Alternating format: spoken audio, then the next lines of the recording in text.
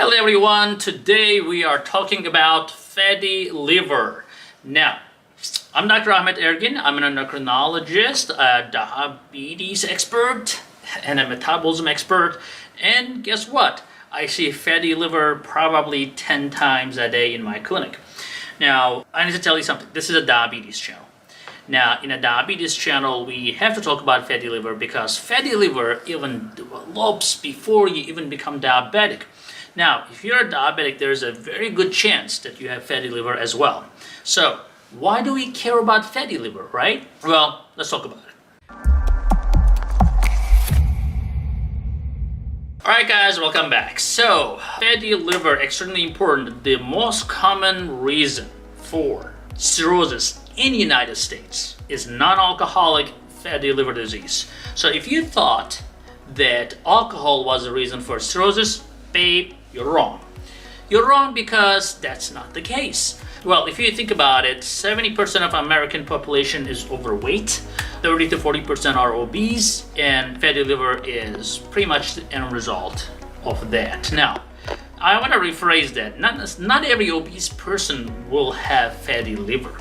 You have to have some genetic predisposition, and you have to have some insulin resistance that can lead to that. So basically what happens is, in a quick nutshell, too much fatty acids that are spilling over from the fat cells are going right to the liver, okay?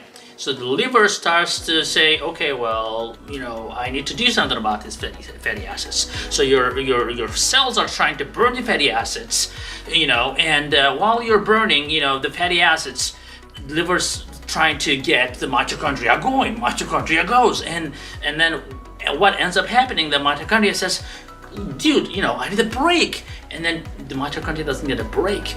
And mitochondria, when it works, there are a lot of byproducts. Think like a mitochondria, like a factory. If you have a factory that works 24/7, and there's a lot of waste going on, and you don't give anybody any break, they're gonna leave you, or your factory will be destroyed. So that's what ends up happening. Too much fatty acids, too much fatty acid oxidation going on, your mitochondria fails, your endoplasmic reticulum fails. These are the organelles in the cells that actually operate behind the scenes. Now, what happens eventually is those fatty acids start gathering together, and then they get bigger, and then bigger, and then bigger, and then your cells burst. When the cells burst, there's something called AST, ALT. These are the enzymes, guys, that you see on your CMP, or complete metabolic profile. Now, by the way, if you like the video so far, give a thumbs up, subscribe, and share this video. I'm sure some people will appreciate it. Alright, so guys, AST and ALT, if you look at your CMP, and I'm not saying that to be your own doctor, but if you're looking at your blood work, if you're seeing your ALT is high, typically higher than AST, that means that you have some liver damage going on. Now don't panic, because the levels of the AST, ALT matters. So if you have an ALT of 3,000, yeah, panic. Go to ER right now. But if your ALT is like less than 100, your ALT is a little higher than AST, your normal levels are up to 30 to 40, but if you are really like, maybe 2 times the elevated, 2 to 3 times upper limit of normal, that means that there is some damage going on. Nothing to freak out right now, but to be concerned about. So what do you do? Number one, you need to find out if you're insulin resistant. How do you know you're insulin resistant? There are basic rules. You don't even have to go to the doctor. All you need is a tape measure. So you're just going to check your waistline and see how big you are. You're going to look at your cholesterol profile and see what your triglyceride levels are, see what your HDL levels are. So if you look at the mirror and you don't like the way your belly looks, you probably have insulin resistance. If you have high triglycerides and low HDL, yeah, you probably have insulin resistance. If you have elevated blood pressure, you probably have insulin resistance. And again, these are generally a combination of things. It doesn't necessarily mean that you just have one problem. It does not make you insulin resistant, but typically that's why we call it a syndrome, that you have multiple problems that are leading to one final result, and that's typically diabetes. So diabetes is only pretty much the end result. Diabetes just tells you that your blood sugars are high. So if your doctor is telling you your blood sugar is high, he's probably or she's probably trying to tell you that you are pretty much at the end of the road. Now, don't panic, you're not dying yet, but by the time your blood sugar is high, you already probably have fatty liver and insulin resistance. Is it reversible? Absolutely, yes, you can reverse it right now. Even if you have diabetes, you can reverse it. You can reverse anything, but you have to be really determined. Now, let's talk about how you do that, right? All right, let's do that. So guys, basically, you need to put good stuff in your diet and eliminate the bad stuff. Now, what is the bad stuff? What do we need to really get rid of from our diet? Well, number one is saturated fatty acids. Saturated fatty acids are found in a lot of things, but mostly animal products. Now, coconut oil and butter is saturated fatty acids too, although a lot of people say that coconut oil may be good for you, but data is mixed there. So, but the animal fat, like the lard, the butter, and stuff like that, and you will find a lot of people will say that that's good for you. Well, there's nothing like, especially when it comes to animal products, that's absolutely good or absolutely bad for you.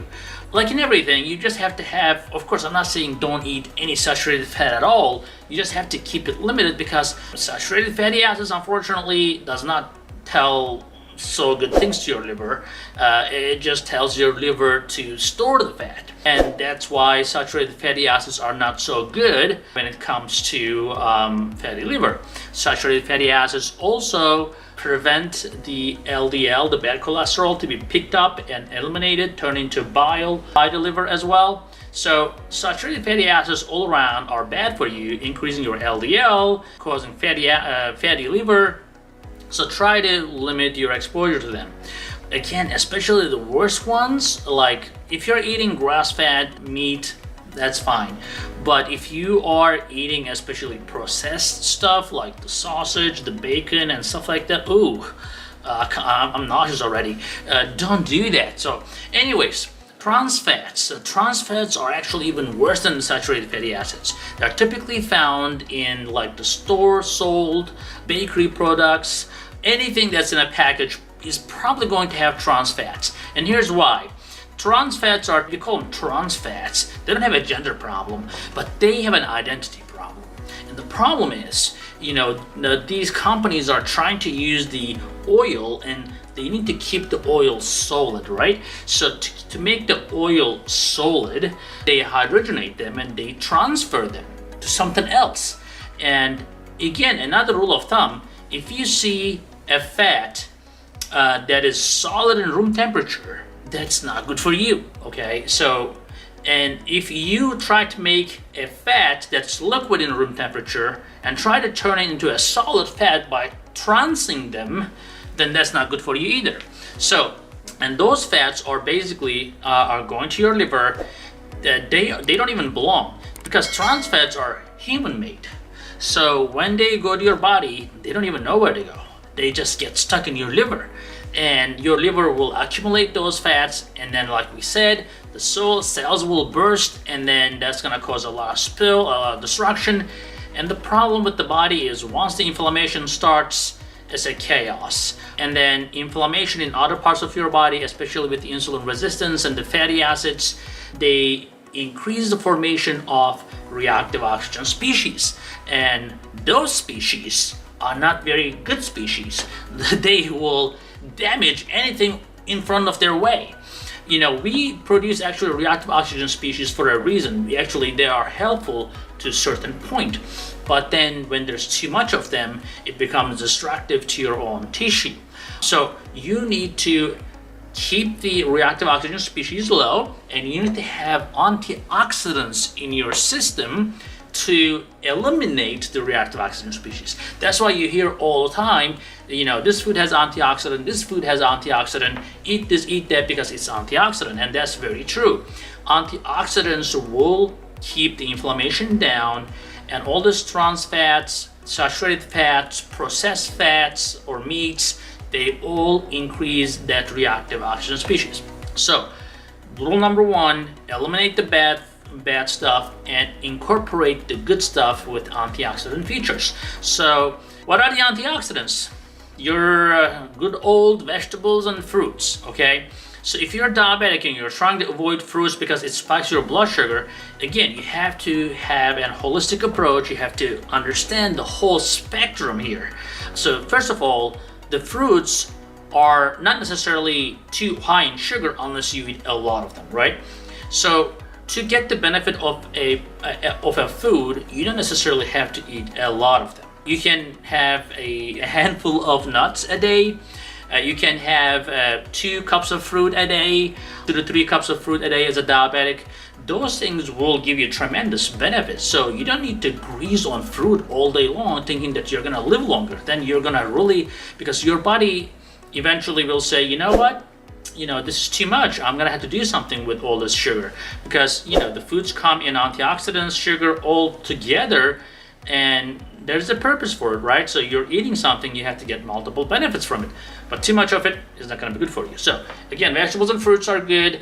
They're going to help you, especially the greens, especially cruciferous vegetables like the broccoli, cauliflower, and so forth. So those are that. So vegetables and fruits we talked about. Now, omega-3 fatty acids. Again, omega-3 fatty acids are great because they are antioxidant as well, but also they tell your liver how to get rid of fat. So that's very important. So when you have omega-3 fatty acids in your system, especially the EPA, not so much DHA, but the EPA that comes from the fish especially, and the nuts, are amazing to help you eliminate the fatty liver.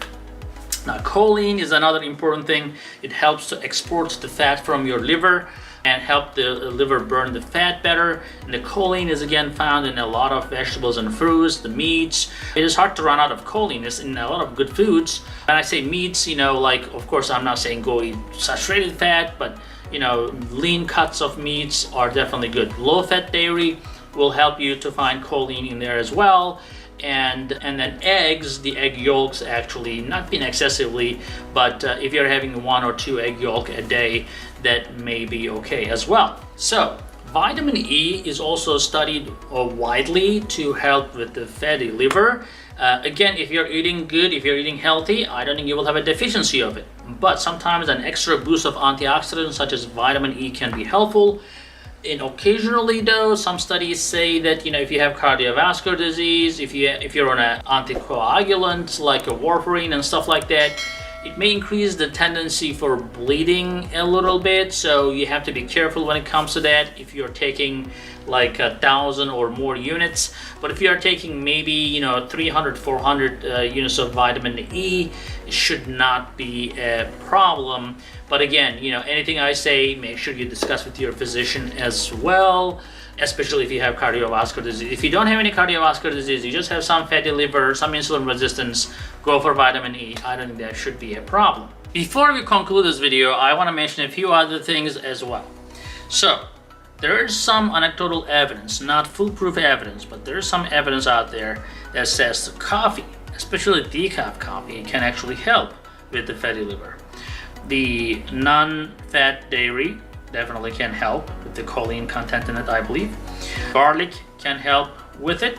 Green tea, olive oil, avocados, like we always say, those are all helpful for your liver to get rid of the fat and eliminate the fatty liver. So guys, thank you very much for watching, and like I said, please subscribe, share this video, and give it a thumbs up. Alright, thank you for watching, and I want you to be more informed and more educated. So to do that, go ahead and watch this next video right here.